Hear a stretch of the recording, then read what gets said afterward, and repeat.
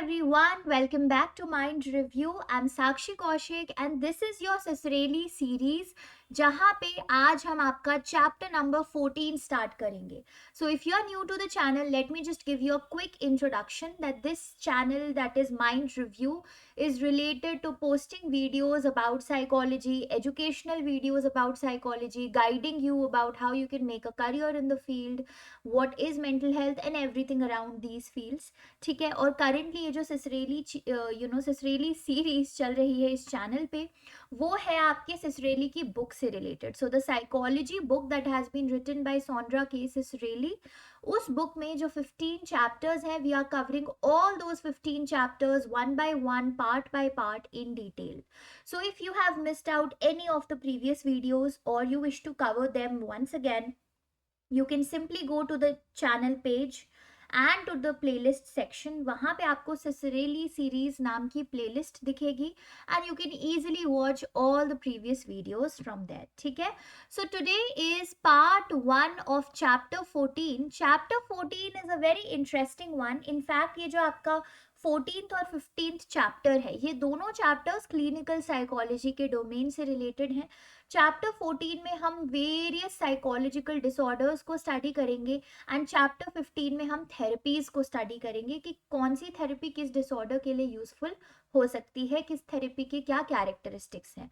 Cool. So today's video would be a brief introduction about this chapter. From tomorrow onwards in this chapter, जब part 2, part 3 आएंगे तो हम एक एक करके जो है disorders को individually पढ़ना start करेंगे. So let us get started. The first thing that you need to know over here is what is this term psychopathology. Psychopathology का मतलब क्या होता है? ये basically एक field है जहाँ पे हम लोग जो है एबनॉर्मल बिहेवियर को और साइकोलॉजिकल डिसफंक्शंस को स्टडी करते हैं. तो चाहे वो आपके बिहेवियर्स हों जो सोसाइटी से डेविएट कर रहे हैं या किसी को हार्म पहुंचा रहे हैं, वो सारे बिहेवियर्स एबनॉर्मल बिहेवियर की कैटेगरी में आ जाते हैं. और जो साइकोलॉजिकल डिसफंक्शंस या डिसऑर्डर्स हैं, उनकी स्टडी भी इसी फील्ड के अंदर होती है जिसको हम बोलते हैं psychopathology. Now one important thing that we need to have a quick brush up over here is related to the history of psychological disorders, कि कौन से टाइम में साइकोलॉजिकल डिसऑर्डर्स को कैसे देखा जाता था. तो जो एंशियंट टाइम्स थे वहाँ पे ट्रेफनिंग एक काफ़ी पॉपुलर चीज़ थी, जिसमें क्या किया जाता था कि हमारा जो स्कल होता है उसमें एक होल डिग किया जाता था so as to treat the psychological disorders. Now you can understand how dangerous it is and how threatening it is. Okay. And then इस चीज़ को क्रिटिसाइज काफ़ी ज़्यादा किया हिपोक्रेटिस ने. हिपोक्रेटिस ने रिलेट किया डिसऑर्डर्स को to the imbalance of humours in our body. So according to Hippocrates, humours क्या थे? हमारे जो बॉडी फ्लूइड्स हैं, blood, phlegm, black bile, yellow bile. So Hippocrates ने बोला कि जब इन ह्यूमर्स या इन बॉडी फ्लूइड्स में इम्बैलेंस आता है तो साइकोलॉजिकल डिसऑर्डर आता है. And the way to treat the psychological disorder could be to bring these humors back into balance. Okay. Then we came to middle ages. Middle ages में क्या देखा गया कि जिन लोगों को साइकोलॉजिकल डिसऑर्डर्स होते हैं वो इसीलिए होते हैं क्योंकि कोई स्पिरिट ने उन्हें पोजेस कर लिया है, कोई आत्मा उनके अंदर आ गई है. Okay, things like these. And the treatment was also therefore very religious treatment. जैसे जो शमन होते थे, जैसे आपने मूवीज में देखा होगा ना, एक झाड़ू लेके इंसान के ऊपर मारी जाती है so as to remove that spirit from that person. So that kind of treatment was given during the middle ages for the psychological disorders. Then came another time period that was renaissance. Renaissance में क्या होता था? थोड़ा बहुत middle edges से ही related है ये time भी. यहाँ पे बिलीव किया जाता था डेमोनिक पोजेशन में. अगेन वहाँ पे स्पिरिट थी. The spirit could be good spirit also, bad spirit also. But renaissance में क्या किया गया कि वो स्पिरिट तो डीमन की तरह ही होगी. Okay, the spirit would be bad only. And इसीलिए उन लोगों को एज विचेस देखा जाता था एंड वो विच हंट किए जाते थे properly. That the people who have psychological disorders are actually possessed by a demon, a bad spirit, and they should be hunted and they should be kept in one place, locked up in one place, so that the witch would leave them. Okay, so this kind of a treatment was done, which is again very harmful for the patient. Now present day में क्या देखा जाता है? Medical model भी use किया जाता है and gradually आजकल अगर आप देखेंगे ना तो बायो साइको सोशल मॉडल की मदद से किसी भी साइकोलॉजिकल डिसऑर्डर को समझा भी जाता है और ट्रीट भी किया जाता है. That means the medicine is also involve, the psychological aspects are also involve, and the social यानी कि society and cultural aspects are also involved in studying a disorder, in understanding a disorder as well as treating that disorder. ठीक है. अब हमें एक term पढ़नी है, उस टर्म का नाम है एबनॉर्मैलिटी. आई नो अगर आप माइंड रिव्यू के स्टूडेंट हैं तो ये सब सिर्फ आपके लिए क्विक रिविजन ही है, because you have already studied these things with me earlier, but still please go through, watch, sit, यहाँ पे अपना रिवाइज करो जो भी है. ठीक है. तो एबनॉर्मैलिटी को हम कैसे डिफाइन कर सकते हैं? How can I say that something is normal and something is abnormal? So abnormality को हम डिफाइन करते हैं with the help of these 4 Ds. क्या है वो 4 Ds? Deviance, dysfunction, danger and distress. तो कोई भी बिहेवियर एबनॉर्मल होगा अगर वो डेविएंट है, अगर वो डिसफंक्शन है, या फिर वो डेंजर है, या फिर वो डिस्ट्रेस कॉज कर है. नाउ डेविएंस का मतलब क्या हुआ कि हमारी सोसाइटी में कुछ नॉर्म्स होते हैं, कुछ रूल्स होते हैं, isn't it that everybody has to follow? These are unsaid rules that are there in the society. But if you are behaving in a manner that are deviating from these norms of the society, then that means your behavior is not quote unquote normal. Rather, what is it? It is abnormal. If you are not following the norms, if you are following the norms, it will be normal only. ठीक है. तो डेविएंस आपकी societal डेविएंस भी होती है और statistical डेविएंस भी होती है. सोसाइटियल डेविएंस की तो हमने बात ही कर ली कि नॉर्म्स अगर फॉलो नहीं हो रहे तो एबनॉर्मल है. स्टेटिस्टिकल डेविएंस होता है कि अगर आप जो एवरेज कैटेगरी ऑफ लोग है उसमें फिट इन नहीं हो रहे, then that means once again you are displaying an abnormal behavior. The famous example is quoted with the NPC curve, the normal probability curve and the IQ. तो ज्यादातर लोग क्या है, वो middle category with average IQ होते हैं, but the people who have extremely low IQ और extremely high IQ are very very rare, isn't it? So again, that is what? That is a deviance from the so-called normal of the society. So that is also considered as abnormality. Another criteria for abnormality is dysfunction. तो अगर जो आपका behavior है वो आपके life में dysfunction produce कर रहा है, such that you are not able to carry out your everyday task, not able to work properly और interact with the people around you, that is a kind of a dysfunction, then that behavior will be abnormal because it is not letting you carry out your everyday task. Another criteria is related to danger. तो कोई behavior अगर dangerous है या तो आपके खुद के लिए या फिर दूसरों के लिए, then that behavior will again be abnormal. So whether the behavior is danger towards yourself, maybe somebody is engaging in self harm, or a behavior is dangerous for other people, maybe somebody is on a killing spree, okay, so then that behavior would again come under the concept of abnormality. And then there is also distress, again distress to self or distress to others. So कोई ऐसा behavior है जो आपको distress पहुंचा रहा है, या कोई behavior है जो दूसरों को जो आपके around है उनको distress पहुंचा रहा है. So once again that would be an abnormal behavior. So always remember, if anybody ever asks you that how can you define abnormality or what are the 4 Ds of abnormality, you have deviance, you have dysfunction, you have danger and distress. Danger and distress are always in relation to self as well as others. Deviance दो तरीकों की हो सकती है, societal deviance या social deviance and statistical deviance. ठीक है. और dysfunction हम already कर चुके हैं कि अगर आपके everyday behavior, everyday functioning में वो particular behavior hindrance create कर रहा है, that means वो abnormal है. Cool. Now let us move forward. अब यहाँ पे हम पढ़ेंगे मॉडल्स ऑफ एबनॉर्मैलिटी. ठीक है, कि एबनॉर्मैलिटी को अलग अलग मॉडल्स के थ्रू कैसे डिस्क्राइब किया गया है. जैसा कि हमने शुरू में पढ़ा that nowadays we are trying to understand any disorder और abnormality through biopsychosocial approach. So how does the biological approach explain abnormality? वो कहता है कि जो हमारे बॉडी में न्यूरो होते हैं जैसे एसिटाइलकोलिन, डोपामीन, ठीक है, सेरोटोनिन, ऑल ऑफ दीज, अगर वो न्यूरो ही फॉल्टी हो गए, maybe some neurotransmitter is in excess, maybe some other is in deficit, या फिर आपके जो जीन्स आपने इनहेरिट किए अपने पेरेंट्स से वो ही फॉल्टी थे, or maybe there is some kind of damage to your brain, some kind of dysfunction in some brain area. So all of these reasons could be there for the abnormal behaviour, ये कहता है biological model. अब psychological model में भी अलग अलग view points हैं। Psychodynamic school of thought जो सिगमेंट फ्रॉइड का था, वो कहते थे कि ये जो सारी एबनॉर्मेलिटी है it is because of repressing things in your unconscious, और अनकॉन्शियस की वजह से ही एबनॉर्मल बिहेवियर हो रहा है। बिहेवियरिस्ट स्कूल ऑफ थॉट के फॉलोअर्स कहते थे कि ये जो एबनॉर्मेलिटी है, जो प्रॉब्लम्स है, उनको हम लर्न करते हैं। Okay, we are learning these abnormal behaviors and problems, that is why it is happening. Cognitive school कहता था कि अगर ये जो हमारे एबनॉर्मल बिहेवियर्स हैं ये इसीलिए हो रहे हैं because of our irrational thoughts, our illogical thoughts. ठीक है, कि क्योंकि हमारी थॉट्स या थिंकिंग पैटर्न्स लॉजिकल नहीं है, रैशनल नहीं है, इसीलिए ये एबनॉर्मल बिहेवियर आ रहा है। Then finally we have a social model. Social model tried to explain abnormality in terms of the family influence, the culture influence, कि हमारी फैमिली का हमारे बिहेवियर पे इन्फ्लुएंस होता है, जिस कल्चर के हम पार्ट हैं उसका भी इन्फ्लुएंस होता है। Our educational level also in fact has an influence on how we are going to behave. फिर हमारा जो SES, that is your socio economic status. Okay, so the socio economic status also has an impact on your behaviour, whether it's going to be coming under the strata of abnormality or normality. So this is how the different models are explaining the concept of abnormality. ठीक है, now these are two terms that you need to know. Again, this is something that is in between the lines of books, and you need to pick it and know about it so that you are absolutely ready for your entrances.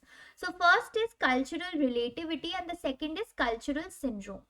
तो cultural relativity क्या होता है, ये एक need होती है कि जब आप किसी भी इंसान को एक डिसऑर्डर के लिए डायग्नोज कर रहे हो, तो आप उसका जो यूनिक कल्चर है उसके कैरेक्टरिस्टिक्स को भी कंसिडर करो।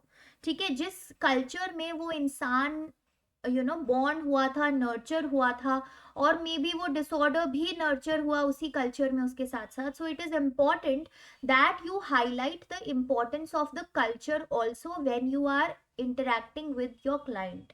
So that is the need to consider the unique characteristics of the culture in which the person with a disorder was nurtured. Okay, so अब हम सारे लोग बहुत डिफरेंट कल्चर्स हैं। May be somebody is from individualistic culture, other one is from collectivistic culture, within that there are further divisions of culture, है ना। सो हर एक culture का अलग अपब्रिंगिंग होता है, अलग बिहेवियर्स, अलग थिंकिंग पैटर्न्स, अलग emotional reactions, everything is very different.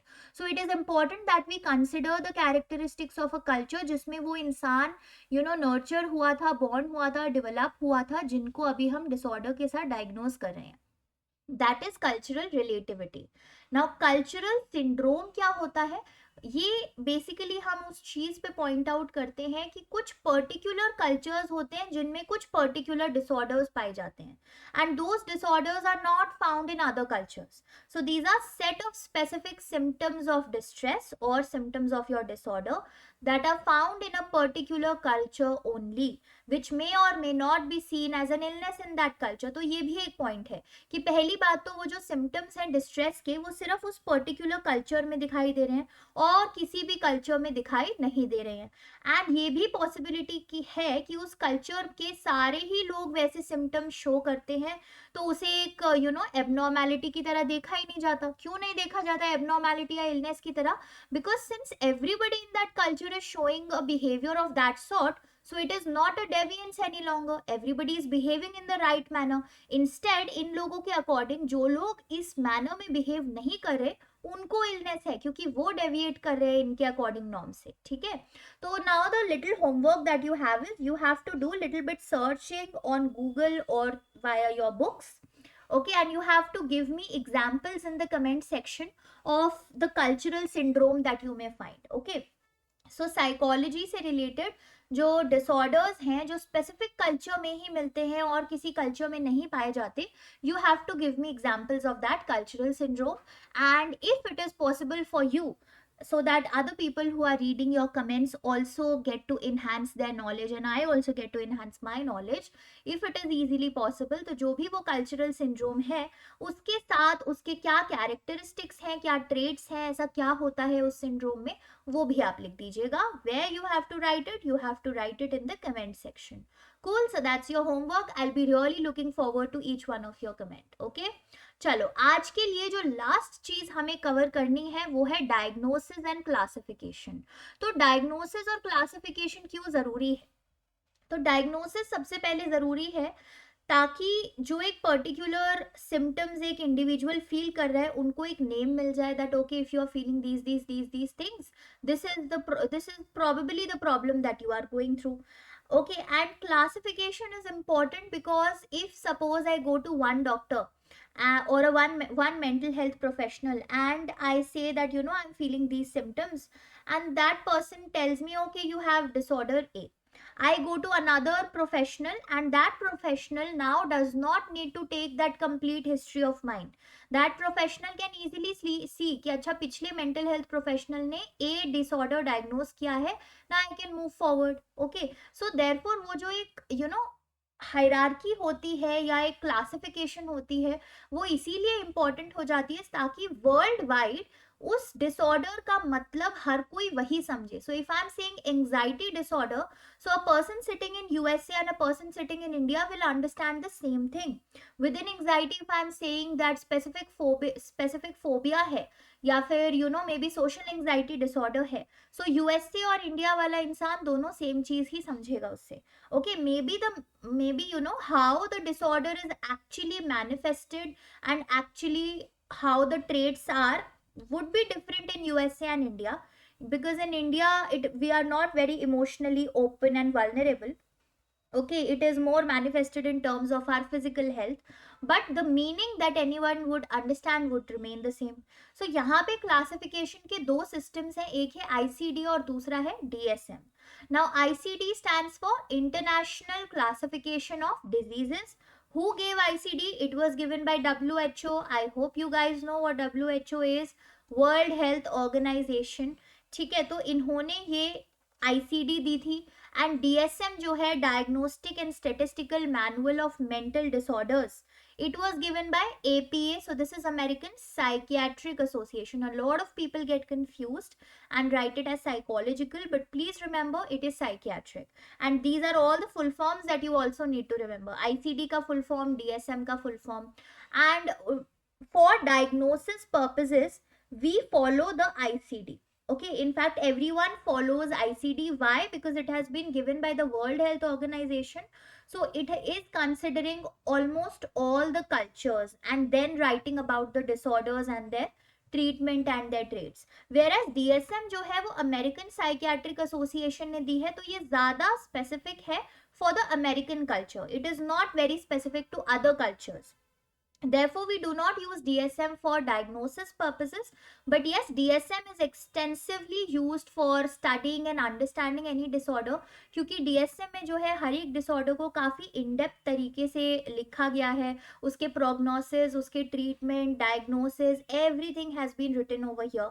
ICD is more of a short manual जहाँ पे mental disorders, physical disorders के बारे में भी बात की गई है, और ICD को बट हम यूज करते हैं for our diagnosis. And if we talk about the current versions that are in use, तो करंटली हमारे पास ICD 11 का वर्जन आ चुका है जो यूज हो रहा है, and we have DSM 5TR that is in use. TR stands for text revised. All right, so this is something that you also need to know कि वो कौन से current versions हैं इन classifications के जो हम लोग use कर रहे हैं. Alright then, that is it for today's video. Let's keep our video till here today and our studies till here. ये video basically आपको आपके चैप्टर 14 साइकोलॉजिकल डिसऑर्डर्स का एक शॉर्ट इंट्रोडक्शन देने के लिए था, where you get to know about what exactly is a disorder, what is abnormality, what are the classification systems, what are the models of abnormality, and certain terms that we talked about. And let's see how many of you are able to do that homework and find those cultural syndromes. I would be really looking forward to them.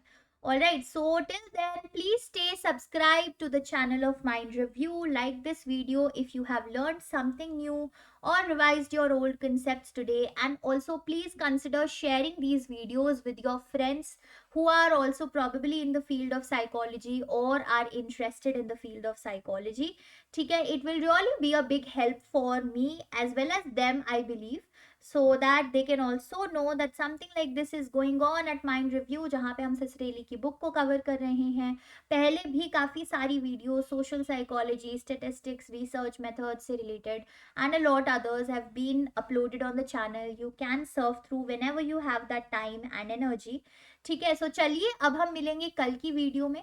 Tomorrow's video will be part 2 of chapter 14 and we will start off by studying your anxiety disorders. Cool. So have a very good day and bye bye everybody.